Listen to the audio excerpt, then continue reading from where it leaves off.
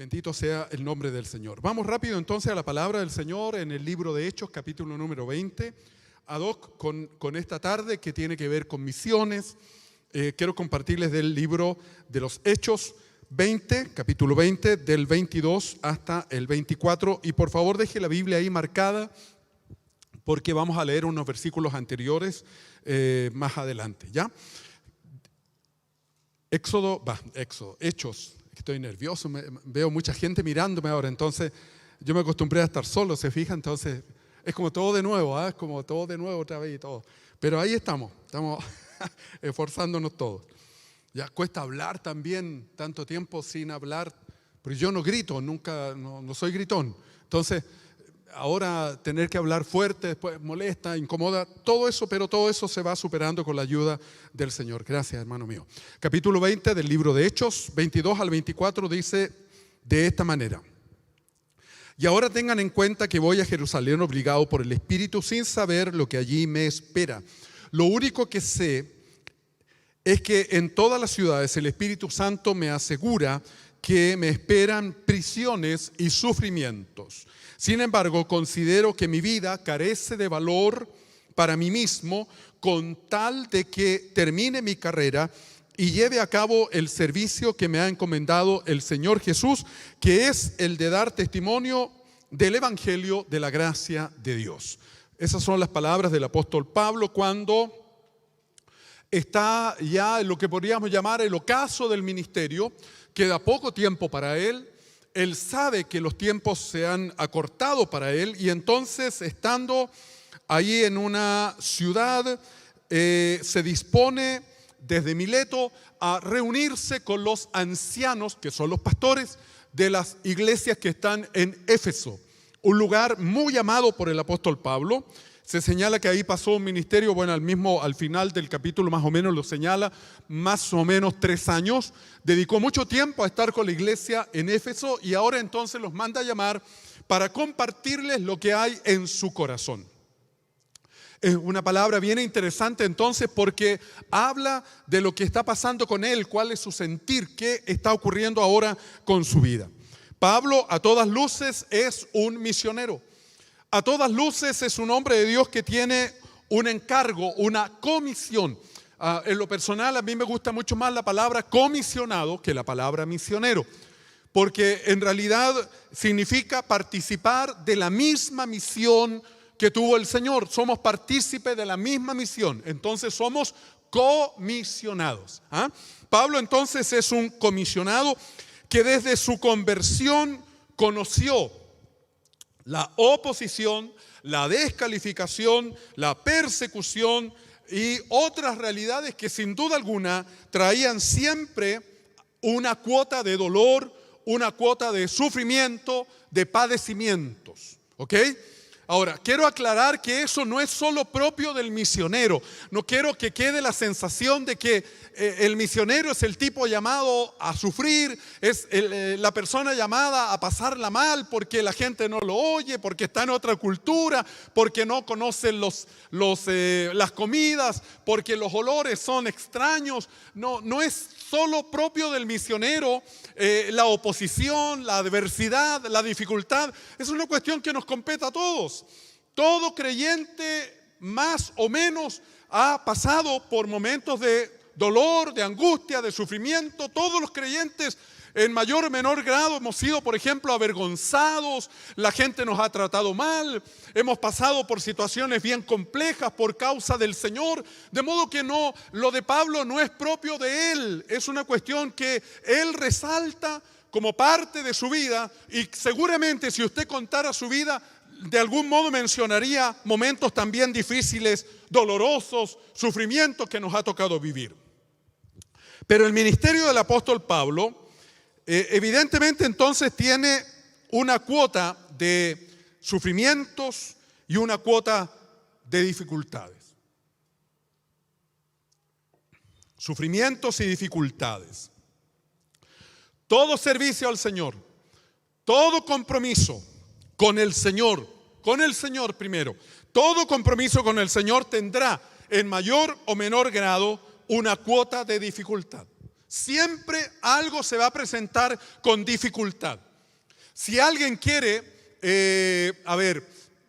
¿cómo decirlo? Determinar si va bien encaminado o no, porque pasa o no dificultades, la verdad es que no le aconsejo que vea las cosas del Señor así.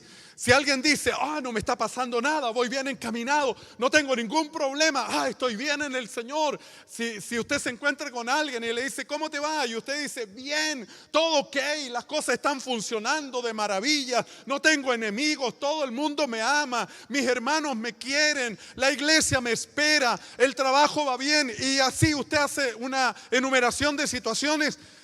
La otra persona podría decir, este sí que es un excelente creyente.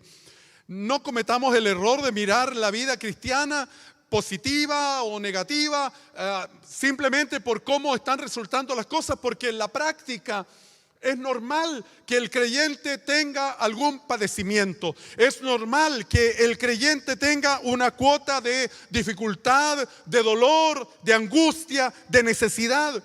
La oposición va a venir, probablemente ya usted la ha vivido, y seguramente de los que menos usted esperaba que viniera. Siempre va a haber algún tipo de sufrimiento para el creyente, y no lo hace menos creyente, no lo hace menos espiritual. Aunque en este viaje Pablo no puede especificar lo que le espera, porque él manda a buscar a los pastores de Éfeso para compartir con ellos antes de hacer un viaje a Jerusalén, lo último que va quedando. Y aunque Pablo no especifica qué es lo que le espera cuando llegue allá y durante el viaje, él sabe, él está claro que lo que le espera de ahí en adelante es cárcel y sufrimiento. ¿Cómo puede ser que un hombre de Dios pase por la cárcel?, dice usted. Alguien de repente dice, ¿cómo puede ser que este hermano predica tan lindo y la gente no lo quiere escuchar? En fin, Pablo sabe que le espera cárcel y sufrimiento, y eso es por una sola razón, una sola causa. Ha motivado todo esto que le espera todavía, aparte de todo lo que ya ha vivido, y es el solo hecho de predicar el evangelio de la gracia de Dios a todos. Solo por predicar el evangelio del amor de Dios, solo por predicar el evangelio de Cristo, Pablo sabe lo que le espera: cárcel y sufrimiento. Está absolutamente consciente de eso. Así como nuestros hermanos, por ejemplo, nuestros misioneros que han sido enviados lejos y están conscientes de que no todo va a resultar fácil, y están conscientes de las adversidades, están conscientes de que están en culturas extrañas, cerradas, en ambientes que no facilitan la predicación de la palabra. Así como ellos saben que están distantes, que probablemente no volverán a ver a muchos de sus familiares, que lo más probable es que alguno de ellos no vuelva siquiera a su tierra. Consciente de todo ello, los hermanos están allá sirviendo al Señor en los campos misioneros. Pero así como ellos están allá, tanto en otro lugar del país como fuera del país, viviendo también dificultades y sufrimientos, a nosotros el Señor nos ha dejado aquí. Quiero repetir eso: a nosotros el Señor nos ha dejado aquí, porque necesito aclararle algo a usted y a todos ustedes que nos ven en este momento. Si el Señor hubiera querido, téngalo por seguro, usted estaría en el campo misionero, a no ser que usted le hubiera dicho que no al Señor. Porque ninguno de nosotros podría precisar en esta tarde que el Señor nunca lo ha de llamar para ir a otro lugar. Y no va a llamar a uno de sus hijos, no va a llamar a uno de sus cercanos. La verdad es que si estamos aquí ahora es simplemente porque al Señor le ha placido dejarnos aquí en la ciudad, dejarnos aquí en Santiago, dejarnos aquí en Chile. ¿Para qué? Para el mismo fin que cumplió Pablo, para el mismo fin que llevan adelante nuestros misioneros allá afuera, o en el extremo sur, en el extremo norte. Motivar a muchos, el mismo fin, motivar a muchos a creer en Jesús y a convertirse o volverse a Dios. La misma finalidad, el mismo propósito. Encontrarnos con dificultades, con oposición, con burla, con vergüenza, trae consigo evidentemente un grado de sufrimiento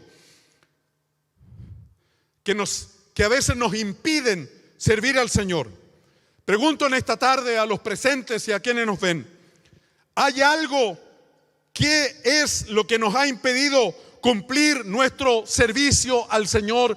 ¿Hay algo que ha impedido cumplir nuestra tarea de compartir el Evangelio con otros, de compartir esta palabra esperanzadora con otras personas? ¿Hay algo que es lo que ha motivado que no lo hagamos, que no compartamos, que hasta ahora guardemos silencio? Una pregunta para considerarla. En el apóstol Pablo nosotros vemos, observamos y escuchamos una expresión de convicción y de seguridad, que es lo que mueve al apóstol, lo motiva y le ha permitido desarrollar un ministerio bastante amplio y efectivo.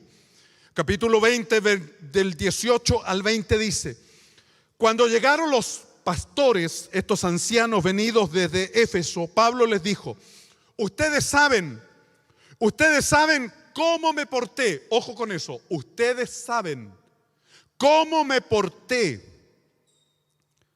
todo el tiempo que estuve con ustedes, desde el primer día que vine a la provincia de Asia. He servido al Señor con toda humildad y con lágrimas, a pesar de haber sido sometido a duras pruebas por las maquinaciones de los judíos.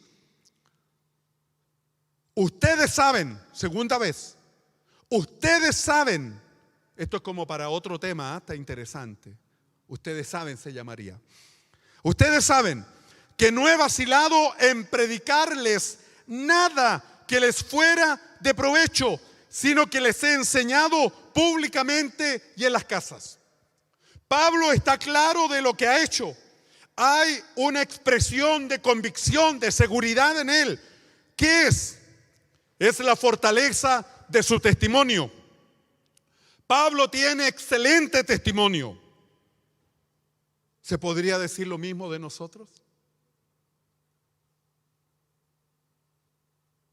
¿Podríamos decirle a nuestros vecinos: ustedes saben cómo yo he vivido aquí en esta población? ¿Podríamos nosotros decirle a nuestra familia: ustedes saben cómo yo me he comportado entre ustedes? Los que estudian podrían decirle a sus compañeros de curso: ustedes saben cómo yo he sido como alumno en esta sala. Los que trabajan en alguna empresa o algo podrían decir: ustedes saben, podrían decirle a sus compañeros de trabajo: ustedes saben cómo me he comportado aquí como trabajador, como oficinista, como secretario, no sé, secretaria, lo que sea. Pablo tiene la fortaleza del testimonio, el buen testimonio. Pablo dice: ustedes saben cómo me porté, ustedes saben. Él no dice cómo se portó. Ojo. Pablo tiene un amplio, un extenso ministerio acompañado de duras pruebas, pero eso viene a ser fortaleza, no debilidad. Pablo no se quedó atrás por eso, siguió adelante a pesar de la dura oposición de los judíos, que vaya que lo trataron mal, hasta quisieron matarle, le golpearon más de una vez, lo echaron, Dios mío, lo dejaron medio muerto, tuvieron que descolgarle por un muro. Oiga, nada de lo que nosotros hemos pasado se compara a lo que Pablo vivió. Sin embargo, él está ahí y le da, y le da, y le da, y trabaja, y sirve, y sigue adelante. Pablo no vaciló. Interesante palabra, vaciló. No vaciló, no se retrajo, en otros términos. No se retrajo. Y aquí la palabra es bien interesante porque no retraerse, Pablo lo usa como pensando, de hecho, en algo que él ha hecho, que es viajar en barco. Y tiene que ver entonces, no retraerse tiene que ver con no arriar las velas para detener el barco. Pablo dice: yo no me retraje. Eso es, no se retiró, no se retuvo, no se retrajo, no se escondió. Nunca Pablo hizo nada de eso. No guardó silencio. para no añadir una cuota más de dolor. Eso jamás lo hizo Pablo. Siempre compartió la palabra con todas las fuerzas que había en su corazón. Pregunto en esta tarde, ¿avalaríamos nosotros a nuestros misioneros si se retraen de anunciar a Cristo? Si se esconden o si esconden el evangelio del amor de Dios. ¿Avalaríamos nosotros a nuestros misioneros si se retraen de anunciar a Cristo, si esconden el evangelio del amor de Dios? ¿Justificaría usted que tengamos misioneros que no hablan? ¿Justificaría usted que tengamos misioneros que no comparten el evangelio? La pregunta es entonces, ¿y si nosotros no lo hacemos? ¿Usted lo justifica?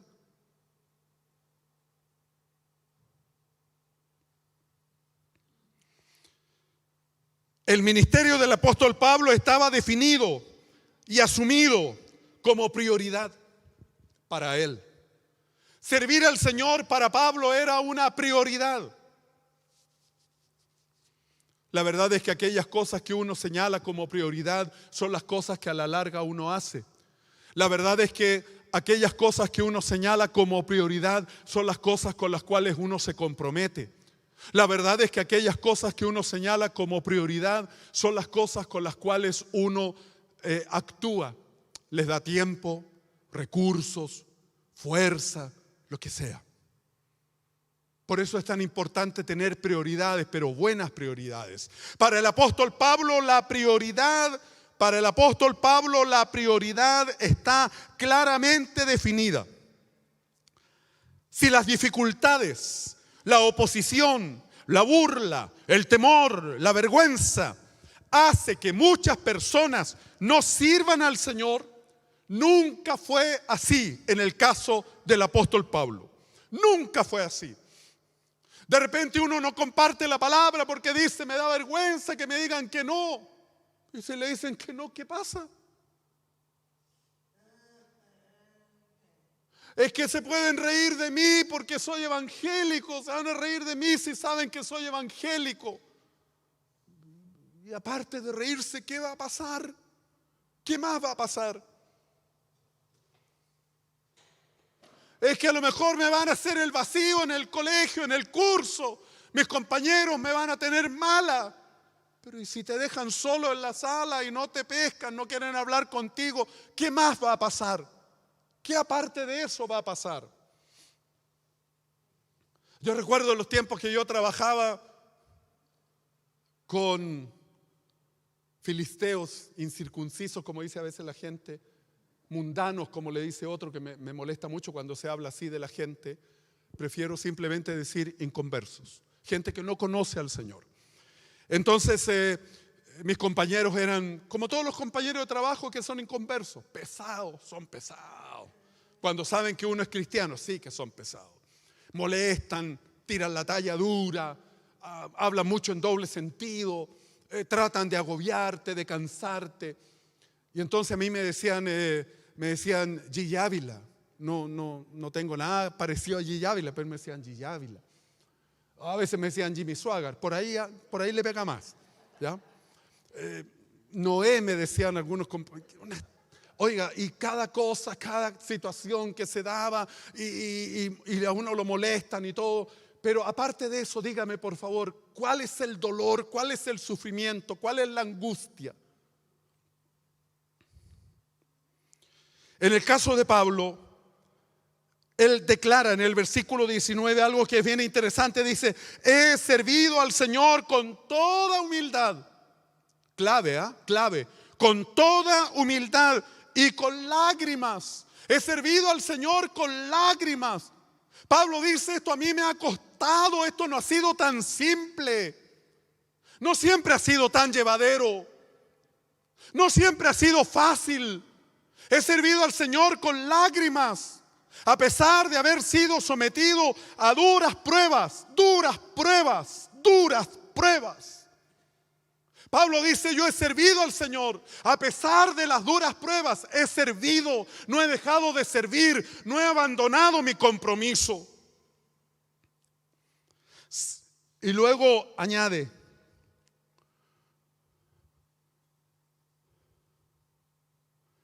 Ustedes saben que no he vacilado en predicarles nada que fuera de provecho, sino que les he enseñado públicamente y por las casas. El apóstol Pablo añade una expresión que es bien interesante. Sin embargo, ustedes saben. Sin embargo, a pesar de todo esto, he hecho el servicio, el trabajo al Señor.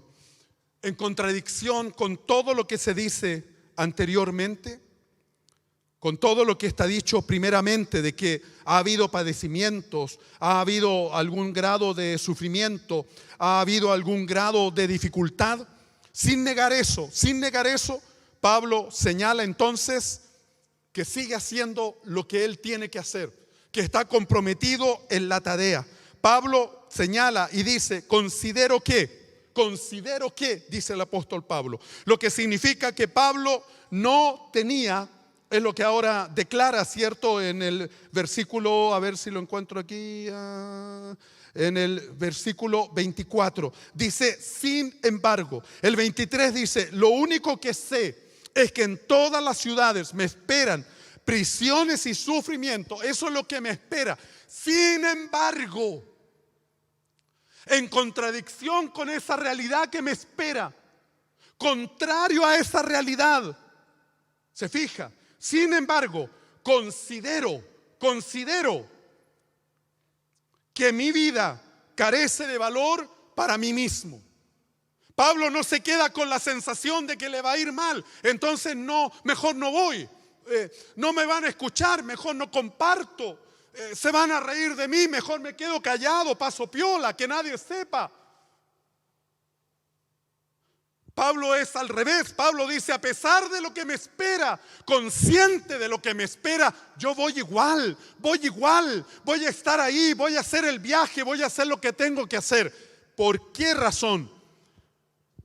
Y creo que esta es la clave de todo al final. Porque Pablo dice, porque considero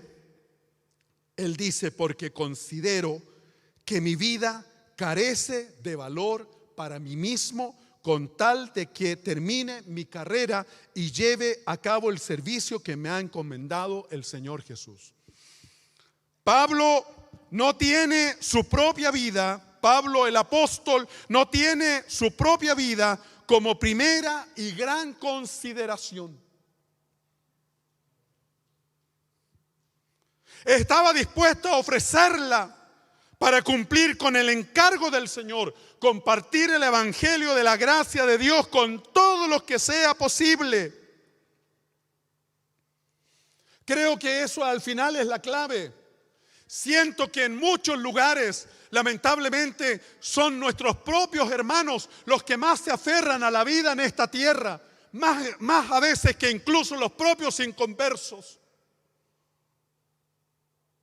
Cuando fallece un creyente, podemos escuchar a muchos hermanos decir, pero ¿cómo? ¿Cómo fue posible? ¿Cómo pudo ocurrir? No tenía que haber pasado. ¿Pero por qué no tenía que haber pasado?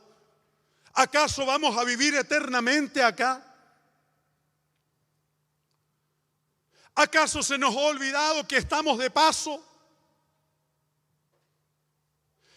Hemos hecho de nuestra vida un arraigo tan grande en esta tierra que la vida la cuidamos más de lo que deberíamos y no la comprometemos. No comprometemos la vida. Los creyentes hoy día no comprometemos la vida, no comprometemos tiempo, no comprometemos fuerza, no comprometemos energía con el Señor.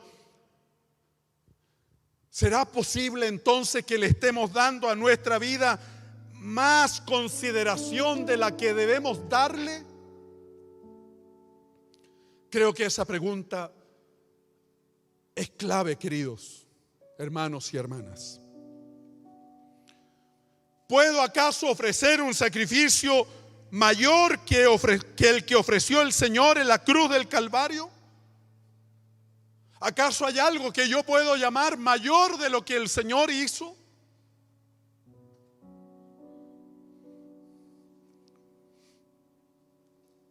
¿Acaso no sería maravilloso poner mi vida delante del Señor para lo que Él quiera? ¿No es ese el sentido real del Evangelio o es otro? ¿O usted descubrió otro? ¿Acaso usted por lo menos no ha cantado una vez en la vida aquella canción que decía que si vivimos para el Señor, vivimos, y si morimos para el Señor, morimos? Que es un texto de la palabra del Señor. Sea que vivamos o que muramos, somos del Señor. Pero y después del canto,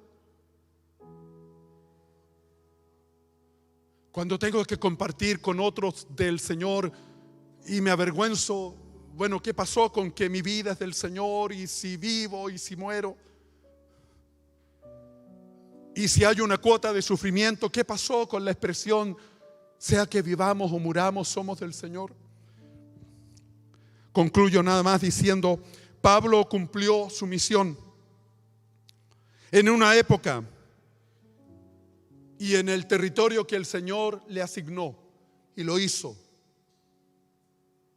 La versión 60 dice: de ninguna cosa hago caso ni estimo preciosa mi vida para mí mismo, con tal de que acabe mi carrera con gozo y cumpla el ministerio que recibí del Señor Jesús. Nada más le animo a que nosotros cumplamos nuestra tarea aquí. Sea misionero donde el Señor lo tiene, sea un comisionado donde el Señor lo ha puesto, y cumplamos con el llamado del Señor. Al invitarles a orar, les comento muy rápido. Yo me imagino que mi esposa debe acordarse de este texto, porque un día estábamos muy agobiados, sobre todo más mi esposa que yo, muy sobrecargados, muy desalentados en nuestro servicio al Señor, por 1000 razones que de repente hay. Bueno, no tanto como 1000, pero 950 por lo menos. Y ese día teníamos reunión de liderazgo en la iglesia allá en el sur. Y la verdad es que fuimos casi apenas a esa reunión. Y recuerdo que mi esposa leyó ese texto con lágrimas. Ante todos nuestros hermanos, con lágrimas.